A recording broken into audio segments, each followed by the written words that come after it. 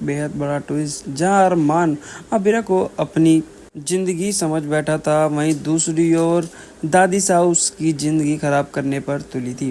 दादी सा ने अबीरा के मन में ऐसी ऐसी बातें भर दी हैं जहां पर अबीरा का सोचने की क्षमता बिल्कुल खत्म हो चुकी है। दादी सा की सारी बातें अबीरा के दिमाग में बैठ गई हैं और दादी की कठपुतली बनकर अबीरा सिर्फ अब नाच रही है। उसका दिमाग अब काम भी नहीं कर रहा है।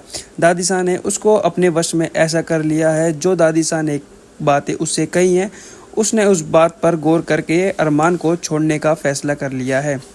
जी हाँ दोस्तों, अरमान के पास जब अबीरा मिलने पहुंचेगी तो अरमान को खड़ी खोटी सुनाने वाली है और कहने वाली है कि जब तुम्हारा पहला प्यार कोई और था तो तुमने मुझसे क्यों कहा कि पहला प्यार मैं हूँ।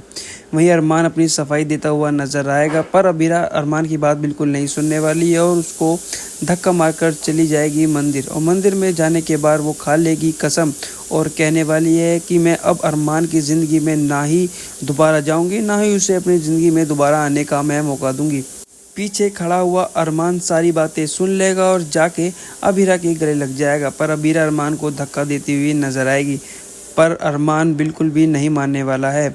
अबीरा रोती रोती कहेगी कि तुम यहाँ से चले जाओ, तुम्हारी कोई ज़रूरत नहीं है मेरी ज़िंदगी में, पर अरमान नहीं जाने वाला है। अरमान अबीरा के आंसू पूछता हुआ नजर आएगा और कहेगा कि मैं तुम्हें बताने ही वाला था पर मौका ही नहीं मिला, और आज जब मैं तुम्हें प्रपोज करने वाला था तो मैंने आज भी सोचा था कि तुम्हें अपनी और रूही की मैं सारी बात बता दूं, पर मैंने तुमको इस टाइम भी बताना ज़रूरी इसलिए नहीं समझा क्योंकि इस टाइम जो हमारा मौका था, टाइम था, वो एक अच्छा टाइम था।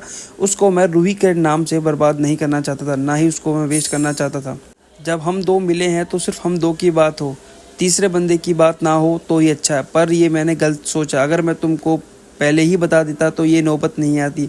वहीं दूसरी ओर अबीरा कहती हुई नजर आएगी, तुमने मुझसे छिपाया है और तुम एक नंबर के झूठे हो। कल तुम किसी और के थे, आज मेरे हो। क्या पता मेरे से शादी होने के बाद कोई तीसरी आ जाए, क्या पता तुम उसके हो जाओ। ये सारी बातें सुनकर अरमान के पैरों तले खिसक जाएगी जमीन।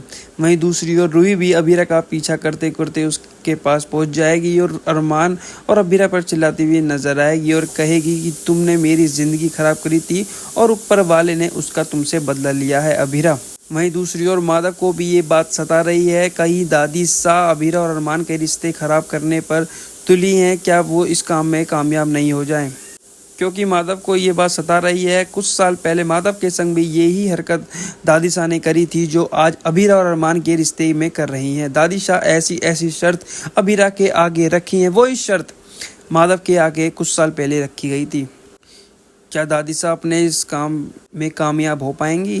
क्या अबीरा और अरमान अलग हो जाएंगे? हमें कमेंट में ज़रूर बताइएगा और नहीं किया है चैनल को सब्सक्राइब तो कर ले, जिससे सीरियल से सारी जुड़ी अपडेट हम अब तक लेकर पहुँचे सबसे पहले। धन्यवाद।